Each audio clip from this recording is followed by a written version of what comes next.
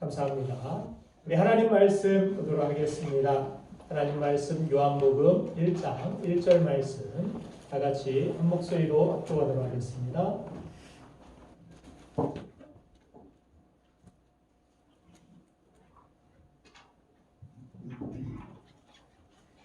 같이 읽겠습니다. 시작. 태초에 말씀이 계시니라. 이 말씀이 하나님과 함께 계셨으니 이 말씀은 곧 하나님이시니라. 아멘. 아멘. 두 달 만에 만나게 된 여러분을 6.25 때 헤어진 가족을 만난 것 이상으로 참 오늘 기쁘고 반가웠습니다. 얼마나 보고 싶었던 얼굴이고 또 듣고 싶었던 음성이었는지 여러분들의 얼굴을 보고 또 음성을 들으니 너무나도 감사하고 감개무량했습니다. 우리 그렇게 참 기쁘게 오늘 만나게 해주신 하나님의 은혜에 감사하고 또 이 시간 설교 가운데 한 두 달간 저는 저 시계만을 보고서 설교를 해야 됐는데 개인적으로는 여러분들의 얼굴을 직접 뵙고 말씀을 전할 수 있어서 얼마나 감사한지 모릅니다. 정말 반가운 마음으로 따뜻한 사랑을 가지고 우리 옆 사람에게 마음으로만 안아주시고 우리 무난하고 축복하는 시간 갖기를 원합니다. 주님의 이름으로 당신을 사랑하고 축복합니다. 주님의 이름으로 사랑하며 축복합니다. 주안에서 좋은 일들이 있을 것입니다. 주 안에서 좋은 일들이 있을 것입니다. 네. 우리나라 인사말을 보면 상황에 따라서 어떠한 것을 가장 중요시 여겼는지를 알 수가 있습니다. 우리나라에 이전에 진지 드셨어요? 라는 그러한 인사말이 있었습니다. 우리 고개를 경험하면서 많은 분들이 식사를 제때 하지 못하여서 만날 때 진지 드셨습니까? 식사하셨습니까? 라는 그러한 인사말을 했던 적이 있습니다. 또한 전염병이나 뭔가 밤새 안녕하지 못했던 그러한 일들이 많았을 때는 자고 나면 못 일어나시는 그러한 분들도 많이 계셔서 어떻게 인사를 했습니까? 밤새 안녕하셨습니까? 그런 인사말들을 했습니다. 또한 직업에 따라 인사말도 각기 다릅니다. 의사는 주로 이렇게 인사말을 합니다. 어디 편찮은 데 없으세요? 그리고 기상청 직원은 이렇게 인사를 한다고 합니다. 무슨 일 있으세요? 오늘 얼굴이 저기압이시네요. 얼굴을 고기압, 저기압으로 그렇게 따져서 인사를 하는 모습을 봅니다. 장이 사는 친구를 만날 때 이렇게 인사한다고 합니다. 자네 아직도 살아있는가? 별별 인사말들이 참 많이 있는데 그래도 대표적인 인사말은 안녕하세요일 것입니다. 여기서 안녕은 뭔가 마음이 평안한 그러한 상태. 성경에서 이야기하는 샬롬인데 이스라엘 사람들의 대표적인 인사는 그래서 어디를 가든 샬롬 그렇게 인사를 합니다. 예전에 이스라엘 제가 방문을 했을 때에도 마트 직원이 대뜸 저에게 샬롬 하는데 저는 안녕하세요 이렇게 나올 뻔했어요. 그 각자의 어떤 언어는 다르지만 다 같이 안녕하느냐, 샬롬 평안하느냐 이렇게 서로가 각 나라마다 인사를 할 때 평안하냐, 안녕하냐 이런 샬롬을 추구하는 모습을 볼 수가 있었습니다. 그렇게 공통된 모든 인류는 평안하게 사는 것에 대한 가장 큰 소망이 있음을 알게 됩니다. 인류가 이처럼 평안을 구하는 까닭은 이 세상은 평안하지 못한 일이 많이 있기 때문일 것입니다. 돈으로 침대는 살 수 있으나 평안한 잠은 살 수 없다라는 그런 말처럼 소유가 많아진다 해도 평안이 저절로 주어지는 것은 아니다라는 것입니다. 세상의 것들로는 우리가 진정한 평안을 얻지 못합니다. 요한복음 14장 27절 말씀을 보면은 예수님께서 이렇게 말씀을 하십니다. 평안을 너에게 비추노니 곧 나의 평안을 너에게 준다라고 말씀하십니다. 예수님은 세상이 그토록 찾아 헤매는 참 평안을 주실 수 있는 분임을 알 수가 있습니다. 특별히 여기에서 뛰친다라는 그러한 단어는 이례적인 그러한 단어가 아닙니다. 계속해서 지속적으로 우리에게 그 평안을 주시겠다라는 주님의 약속인 것입니다. 우리가 엄마 품에 안겨 잠들어 있는 어린아이의 모습을 가만히 들여다보고 있으면 내 마음도 평안해지는 그런 모습을 봅니다. 나도 그 엄마 품에 안겨 있는 것 같은 그런 느낌을 받습니다. 그러나 엄마와 헤어진 미아는 엄마와 만나기 전까지는 세상 무엇을 소유해도 달콤한 사탕을 들고 놀이공원에 있다 할지라도 그것을 즐기지 못하고 기쁨을 누리지 못하는 모습을 봅니다. 엄마와 만나지 못하기 때문에, 떨어져 있기 때문에 우리 영혼의 참 부모이신 하나님을 떠나 살면 아담과 하와처럼 두려움 속에서 살게 된다는 사실을 창세기에서도 우리는 확인해 볼 수 있습니다. 그러나 하나님을 만나게 되면 진정한 우리가 평안을 얻게 되고 하나님을 알면 알수록 그 평안함도 견고해지고 온전해진다는 사실입니다. 오늘 예배하는 여러분에게 코로나19로 인해서 불안하고 초조했던 그러한 마음과 막막한 그러한 상황들로 인해서 답답하고 또 두려운 마음들에 주님 주시는 참 평안함이 오늘 여러분들의 심령 가운데 가득히 차고 넘치게 되기를 간절히 소망합니다. 그 평안 가운데 역사하시는 하나님으로 인해서 여러분들의 삶의 모든 그늘이 사라지고 하나님이 주시는 형통함이 여러분들의 삶에 있게 되기를 주님의 이름으로 축원드립니다. 자, 성경은 모든 창조부터 최후 심판과 그 이후 회복까지의 모든 초점을 바로 예수 그리스도께 맞추고 있는 것을 봅니다. 특별히 우리가 함께 읽은 이 복음서 중에 요한복음은 다른 복음서와 달리 더더욱 예수님께 초점을 맞춥니다. 예수님만 나타내고자 하는 요한의 기록을 볼 수가 있는데 그 이유는 예수님 안에 길이 있고 예수님 안에 진리가 있고 예수님 안에 생명이 있기 때문입니다. 이 모든 소중한 것이 예수 그리스도 안에 보배가 그 안에 있기 때문에 예수 그리스도를 믿고 예수 그리스도를 영접하고 예수 그리스도 안에 거하고 그 안에 살게 될 때 진정한 우리가 참된 회복과 참된 영광이 우리 삶에 드러나게 됨을 성경은 우리에게 강조해 주고 있는 것입니다. 자, 창세기에서 우리를 창조하실 때 하나님의 형상을 통해 따라서 우리를 지으셨다라고 말씀해 주십니다. 죄로 인해서 그러나 그 형상이 어그러지고 하나님의 형상이 깨어질 때 우리가 두려움이 찾아오고 그 깨어진 틈을 통하여서 평안함이 다 사라지고 죄로 인하여서 미움과 시기와 질투와 여러 가지 것들이 우리를 삼키는 그러한 모습들을 성경은 나타내고 있습니다. 그래서 그 형상이 다시 회복되는 것이 만물이 고대하는 것이고 우리가 또한 고대해야 될 것, 사모해야 될 것임을 성경은 말씀합니다. 요한계시록 21장 4절과 5절 말씀을 한번 같이 읽어보겠습니다. 시작. 모든 눈물을 그 눈에서 닦아주시니 다시는 사망이 없고 애통하는 것이나 복하는 것이나 아픈 것이 다시 있지 아니하니 처음 것들이 다 지나갔음이로라. 보좌에 앉으신 이가 이르시되 보라 내가 만물을 새롭게 하노라 하시고 또 이르시되 이 말은 진실하고 참되니 기록하라 하시고. 아멘. 하나님의 구원의 계획, 그 구원의 역사는 이런 것입니다. 그렇게 하나님은 완전하게 에덴 동산에서 인간들에게 하나님의 형상을 따라 복된 삶을 살게 하였지만 하나님을 떠난 그들은 두려움과 여러 가지 죄의 영향력으로부터 자유하지 못하고 그렇게 신음하고 고통하는 그런 인생을 살았습니다. 그러나 하나님은 이것을 버려두지 아니하시고 말씀하신 대로 참된 하나님의 본체이신 예수 그리스도께서 육신을 입고 이 땅에 오신 것입니다.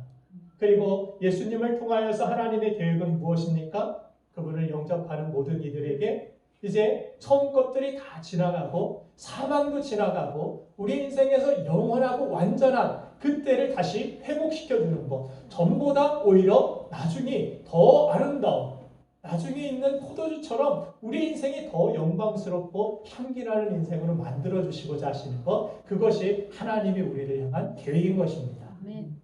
그래서 만물이 이것을 고대한다. 지금 세상을 보면 환경을 보면 어떻습니까? 환경이 신음하고 고통하지 않습니까? 이 코로나19로 인하여서 사람들이 활동하지 못하고 또 공장들이 가동되지 못하니까 몇십 년 만에 히말라야 그 산이 보이게 되었다라는 그런 뉴스를 본 적이 있습니다. 그 공해로 인하여서 여러 가지 환경 오염들로 인하여서 환경은 그렇게 아파하고 있고 고통스러워하고 있고 인간의 욕심으로 인하여서 그렇게 많은 그런 어려움을 당하면서 환경들도 세상도 자연도 하나님의 회복을 고대하고 있다라고 성경은 기록해주고 있는 것입니다.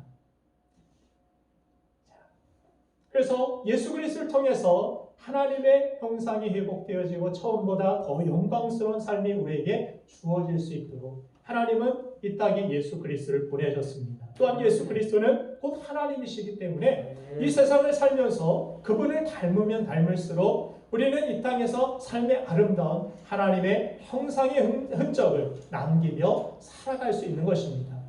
여러분들, 부모님들의 자녀들이 어렸을 때 훌륭한 인물이 되라면서 위인전들을 사주는 모습을 봅니다.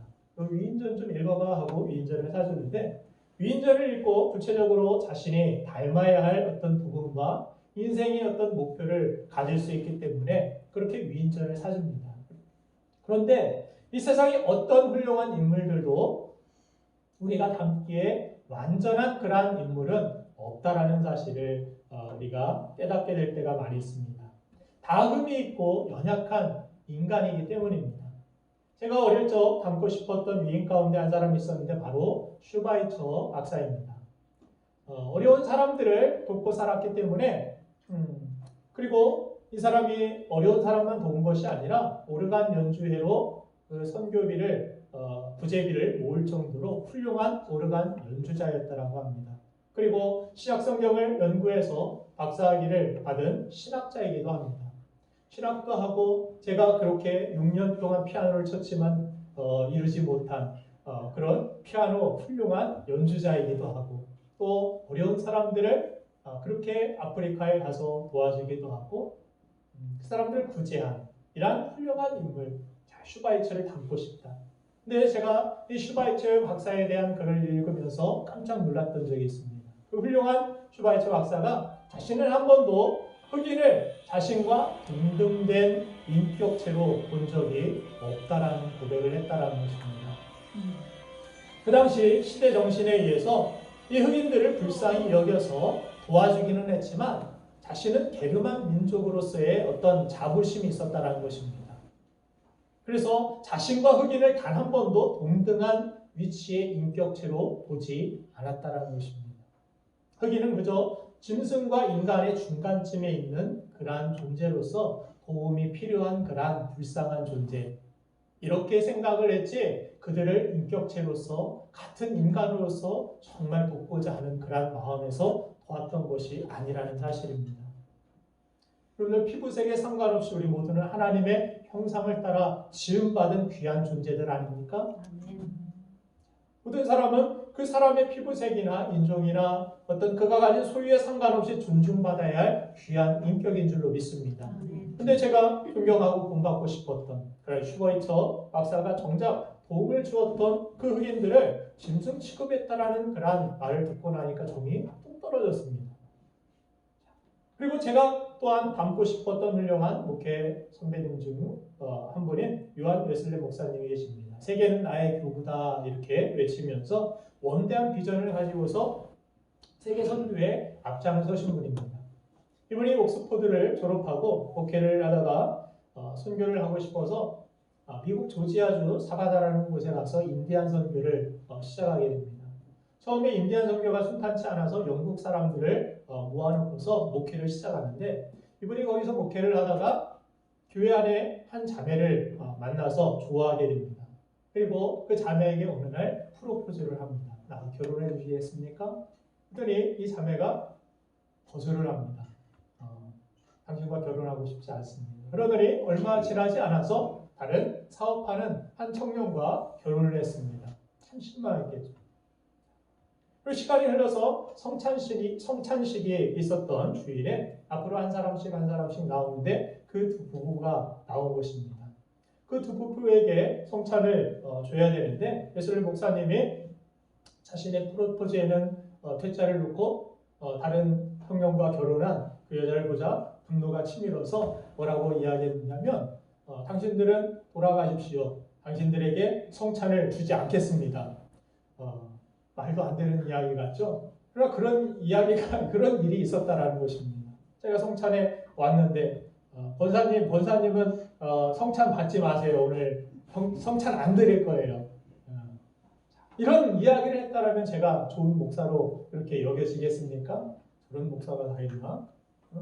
누구는 주고 누구는 안 주고 자기 기분 따라서 성찬식을 허용하는 이런 모습, 얼마나 안타까운 일입니까?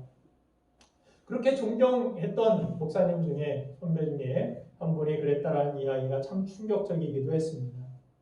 제가 그러면서 느낀 점이 무엇이냐면, 이 땅이 아무리 훌륭하게 살았던 인물이라도 흠이 없는 인생은 없다라는 것입니다. 닮고 싶어서 알아가면 알아갈수록 연약하고 부족한 점이 더 잘 보이더라는 것입니다. 그런데 우리가 닮으려고 하면 할수록 우리를 절대 실망시키지 않으시는 우리의 모범이 계신다라는 것인데, 그분이 누구십니까? 바로 예수 그리스도십니다. 바로 우리를 그분의 형상을 따라서 만드시고 우리가 그분의 형상을 회복할 수 있도록 또 우리 삶을 충만하게 그렇게 만드시는 분이 바로 예수 그리스도십니다. 저는 오늘 예배하는 여러분 모두가 예수님을 조금이라도 더 닮으려고 애를 쓰고 점점 더 닮아가는 복된 인생 되기를 간절히 소망합니다. 자, 오늘 성경은 그분의 형상을 닮게 하고 회복시키기 위해 말씀이신 예수 그리스도께서 육신을 입으시고 우리에게 찾아오셨다라고 말씀하고 있습니다. 오늘 본문 말씀 다시 읽어보겠습니다. 제가 읽어드립니다. 태초에 말씀이 계시니라. 이 말씀이 하나님과 함께 계셨으니 이 말씀은 곧 하나님이시니라. 자, 태초에 말씀이 계셨고 말씀은 곧 하나님이시고 이 말씀이 육신이 되어 이 땅에 오신 분, 그분이 바로 예수님이라고 성경 우리에게 친절하게 설명해주고 있는 것입니다. 자, 창조주인 하나님이 피조물의 이 인간의 몸을 입으시고 이 땅에 오셨다라고 말씀합니다. 여러분들, 이것은 어마어마한 사건입니다. 제가 어릴 적에 강아지들을 참 좋아했는데 요즘같이 집안에서 키우지 않고 보통 집 밖에서 키웠습니다. 저희도 앞마당에 개를 키웠던 적이 있는데 이름이 뽀삐였습니다. 스피츠 종류인데 좀 잡종이었던 것 같아요. 하얗지 않고 까만 점이 있었던 털이 긴 스피츠였습니다. 제가 얼마나 이 강아지를 사랑했는지 아침마다 제가 샤워도 시켜줬고 밥도 잘 챙겨줬고 쓰다듬어주고 얘기도 많이 나눴습니다. 신앙적인 그런 얘기. 그런데 제가 그렇게 개를 사랑했지만 만일 학교에 가서 다른 친구가 저에게 저보고 개를 취급한다라면 이 개 같은 놈아 뭐 이렇게 제가 개를 사랑하지만 저를 개와 동등되게 그렇게 부른다라면 제 기분이 좋았을까요? 나빴을까요? 좋지 못했을 것입니다. 막 싸우려고 했을 것입니다. 나에게 욕을 하느냐고. 하나님의 본체이신 하나님이 예수 그리스도께서 말씀이신 그분이 육신을 입으시고 인간과 같이 그렇게 죄인의 모습으로 이 땅에 오셨다라는 것. 우리를 사랑하시지만 그분이 얼마나 자기를 낮추시고 자기를 낮추셔서 우리 인간과 같이, 여러분들이 뭐 다 비유는 될 수는 없지만 우리가 스스로 개와 같이 그렇게 개를 구원하기 위해서 개와 같이 산다는 상상이나 할 수 있는 일이겠습니까? 그런데 하나님은 창조주시고 우리는 피조물이고 비교할 수도 없는 대상입니다. 그런데 창조주이신 하나님이 피조물인 인간의 몸을 입고 이 세상에 오셨다라는 것은 그렇게 비교할 수 없는 낮아지신 아주 놀라운 사건인 것입니다. 그러면 이런 질문이 생깁니다. 왜 창조주이신 이 하나님께서 이렇게까지 자존심 상하고 비참한 선택을 하게 되신 것입니까? 왜 이런 상상할 수 없는 사건을 만드신 것입니까? 그 이유는 우리가 스스로의 죄도 알지 못하고 스스로도 구원을 할 수 없는 우리를 사랑하셔서 저와 여러분들을 구원하기 위하여서 그렇게 낮아지신 것입니다. 이사야서 53장 6절을 보면 우리는 다 양과 같아서라고 말씀하고 있습니다. 같이 한번 읽어볼까요? 시작. 우리는 다 양 같아서 그를 따라 자기의 죄로 담을 여호와께서는 우리 모두의 죄악을 그에게 담당시키셨도다. 아멘. 각기 우리는 양과 같아서 각기 제갈길로 간다라고 이야기합니다. 자기 원하는 대로 아무 기준 없이 아무 법 없이 아무 말씀 없이 내가 기준이 되고 내가 법이 되고 내가 하나님처럼 각기 양들이 자기 원하는 대로 살고 있다라고 합니다. 성경은 그것을 보면서 뭐라고 합니까? 죄라고 그렇게 이야기를 합니다. 이 양은 눈이 지독한 그러한 근시를 가지고 있어서 멀리를 보지 못하고 좀 전에 나왔죠? 바로 앞에 보고 있는 그런 양들만 따라갑니다. 그래서 우리도 살아가면서 세상 사람들이 어떻게 살아가지? 요즘 대세는 뭐지? 요즘 사람들이 원하는 것이 무엇이지? 그것을 바라보면서 그 사람이 좋다고 하면 흉내를 내면서 따라하면서 그게 기준인지 정말 옳은 것인지 진리인지 모른 채 세상을 살 때가 많이 있는 것입니다. 그래서 근시인 이 양이 앞에 있는 양이 낭떠러지에서 떨어지면 어떻게 합니까? 자기도 같이 떨어지게 되는 안타까운 운명. 우리 실제로 그렇게 양과 같이 살 때가 얼마나 많은지 모릅니다. 우리가 열심히 산다지만 우리 앞에 심판이 있는 길인지도 모르고 우리 자신이 구원받아야 할 그 사망에서부터 자유해야 할 존재인지도 모르고 살아왔다는 것입니다. 하나님은 그런 우리에게 계속해서 말씀하셨습니다. 선지자들을 보내시기도 하시고 또한 우리의 삶의 모든 어떤 환경이나 여러 가지 사건들을 통하여서도 우리에게 계속 경고도 하시고 계속해서 말씀을 보내셨습니다.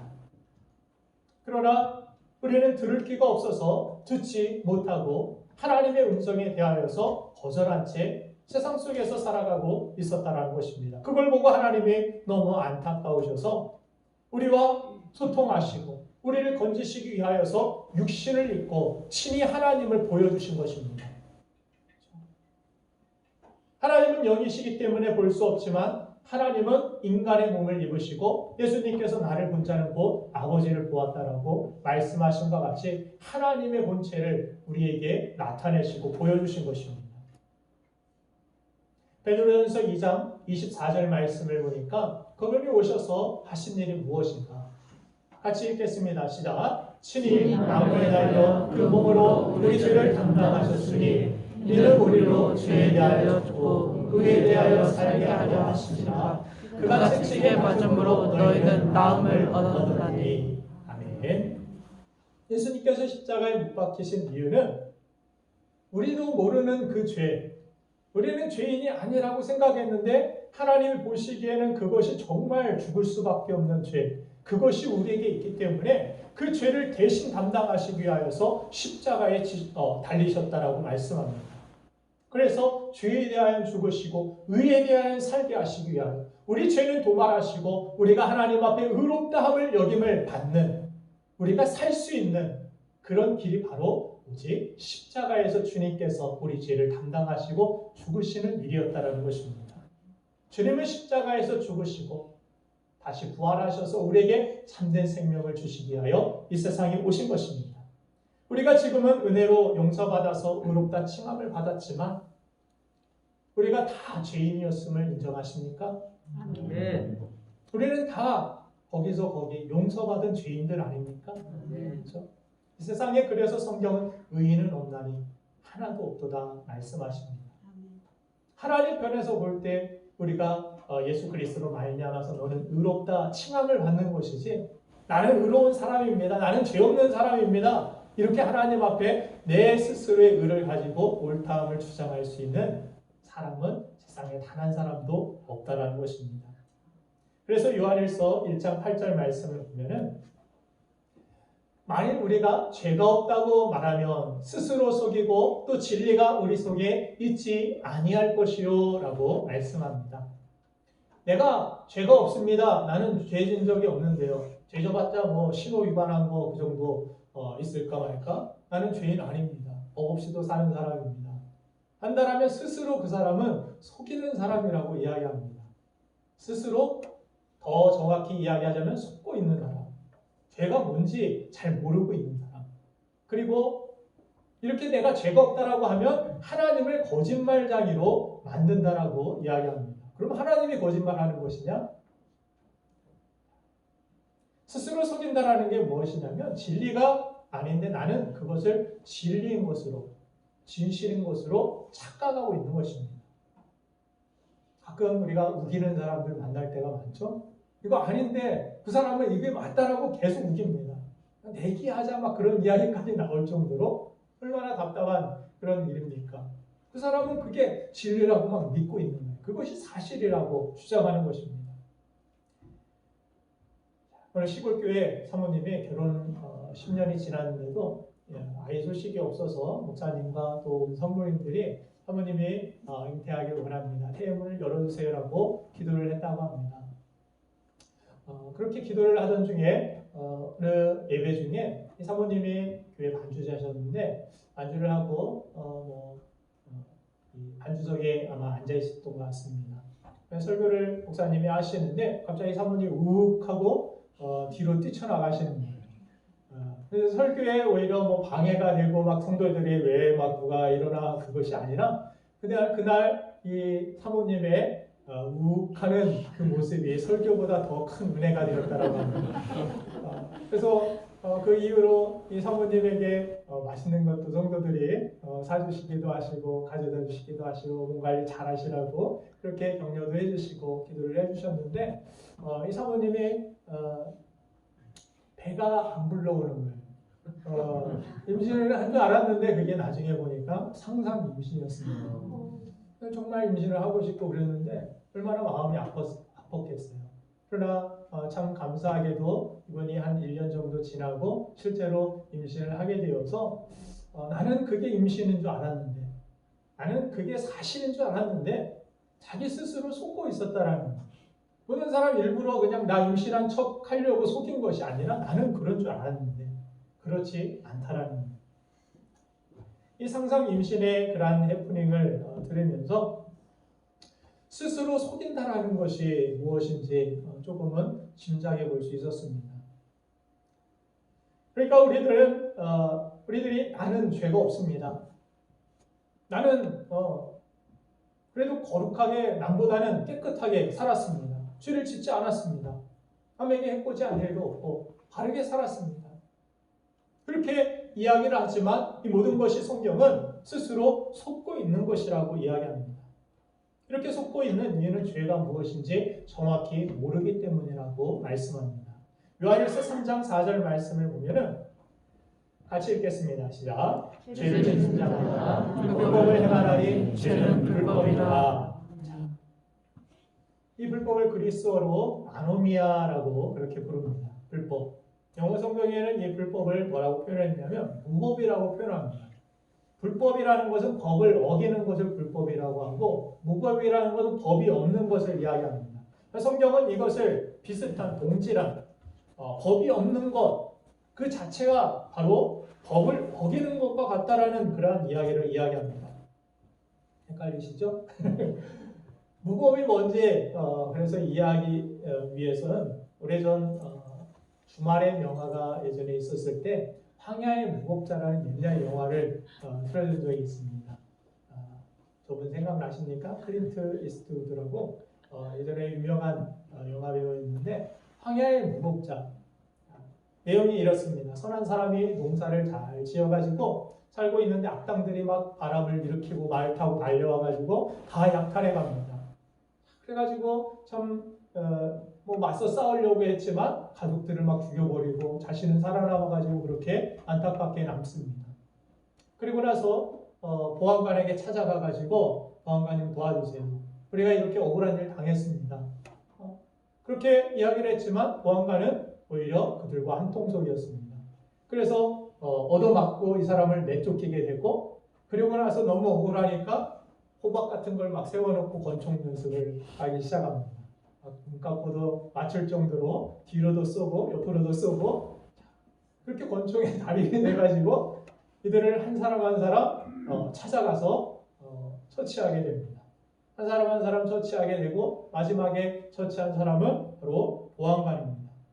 나를 그렇게 억울함 가운데 도와달라고 법을 지켜야 되고 준수해야 될 보안관마저 그렇게 했기 때문에 보안관을 해치웁니다. 그러자 이 보안관에게 또 이런 악당들에게 해를 받았던 많은 주민들이 이 해치운 사람 보고 우리의 보안관이 되어주십시오 하라고 요청을 합니다. 그러자 그 사람은 그것을 거절하고 거기를 유유히 떠나면서 The End 자막이 쫙 올라가는 것이 황야의 무법자 이 영화의 내용인데 자, 그런데 보시기 바랍니다. 누구부터 죽여야겠다라는 이 기준을 누가 결정을 합니까? 자기가 결정을 합니다. 보안관을 마지막에 죽여야겠다라는 것을 누가 결정했습니까? 하나님이 아닙니다. 자기가 결정했습니다. 이 사람은 부당한 사람이야. 이 사람은 마지막에 정말 피날레로 처치를 해야 될 그러한 사람이야. 법이라는 것은 기준입니다.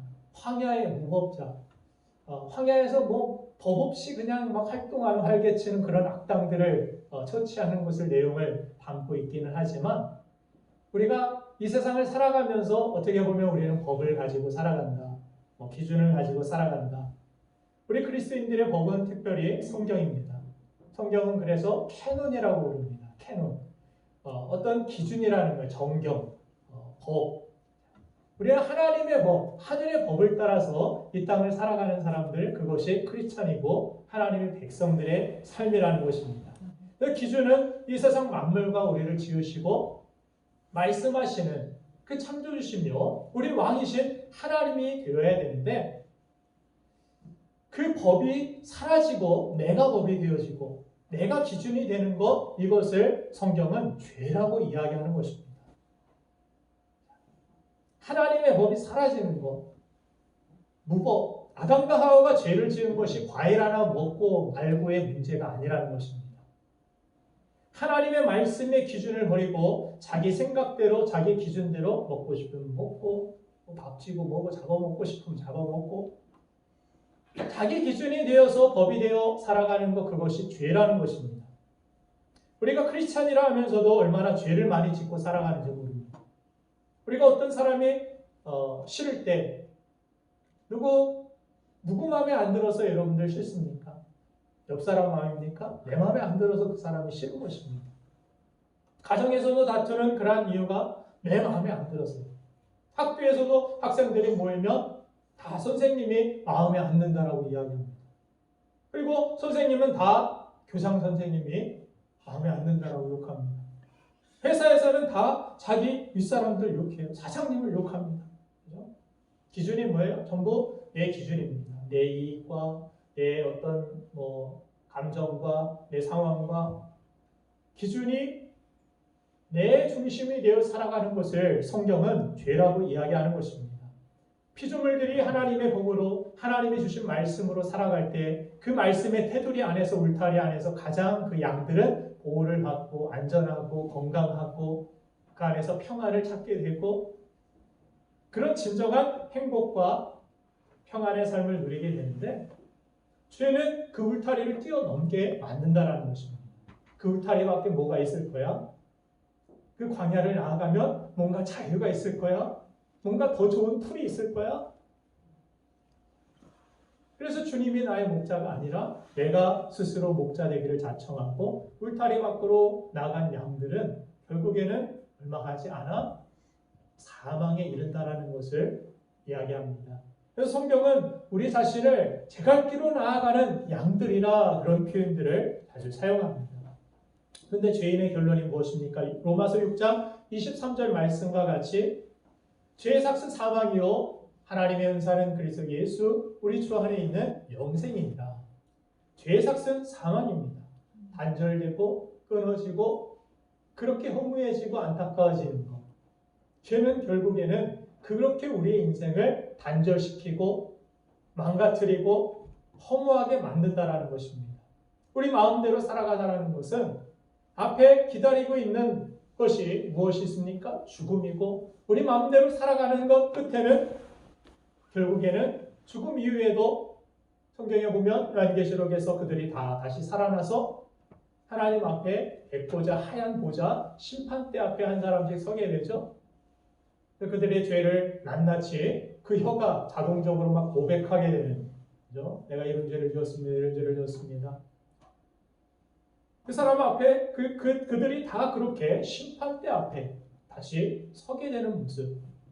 그리고 나서 다시 살고 그리고 죄사함을 받지 못한 사람들은 심판에서 둘째 사망 선고가 떨어지게 되는 모습입니다.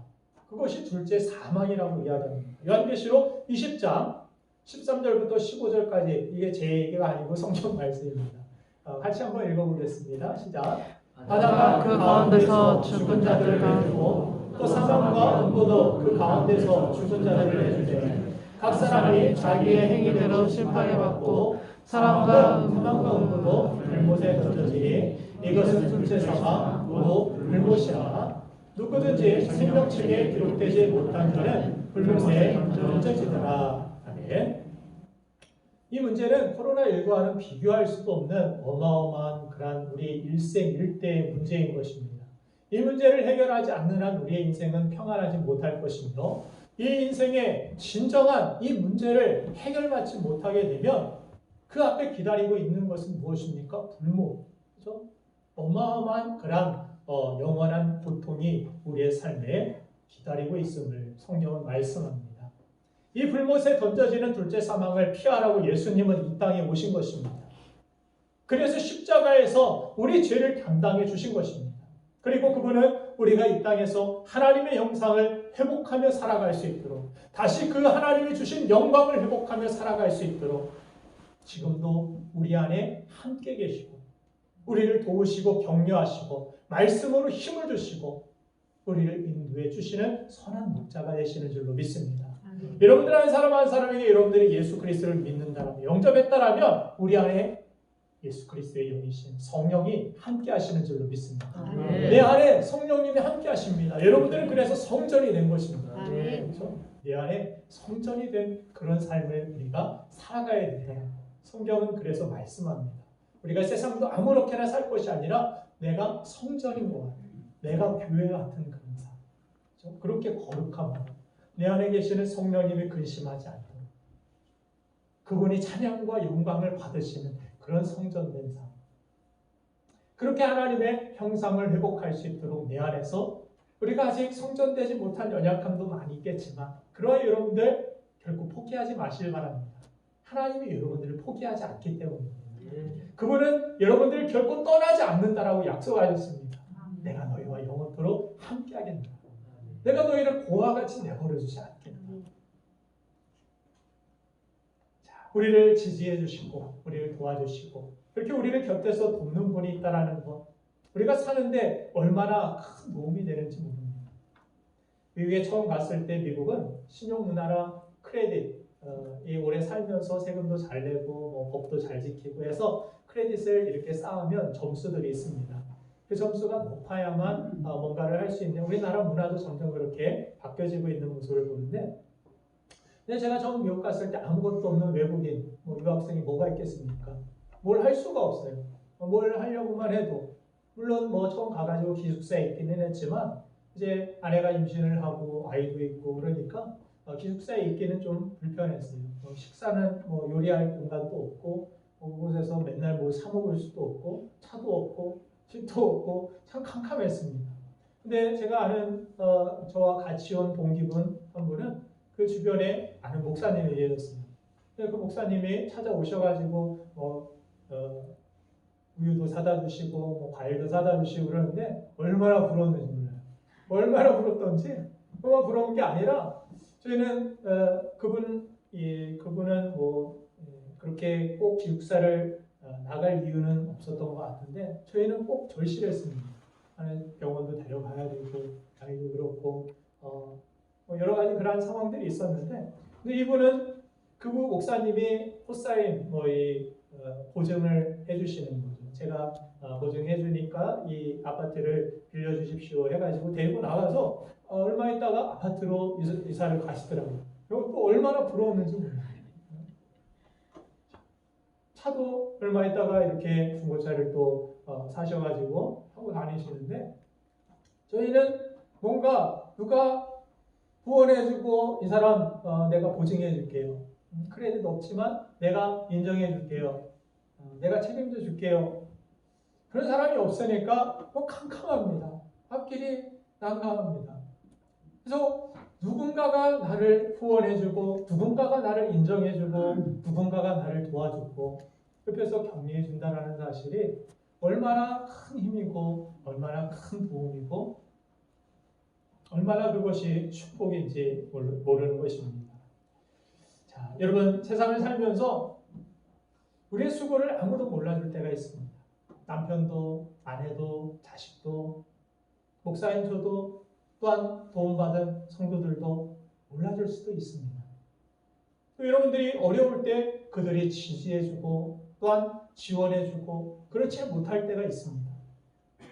그러나 여러분들 우리가 낙심하지 말아야 할 것은 창세 이전부터 계신 하나님의 본체가 2000년 전에 이 땅에 육신을 입고 그렇게 낮은 인간의 몸으로 오셨고 그리고 십자가에 달려 우리 죄, 나의 죄를 대신 담당해 주셨으며 지금도 우리 믿는 저와 여러분들 안에 성령으로 함께 계셔서 우리를 지원해 주시고 우리를 지지해 주시고 우리를 인정해 주시고 나의 연약함에도 불구하고 성령께서 우리를 인쳐 주셔서 보증인이 되어 주셔서 이 사람은 하나님의 사람입니다.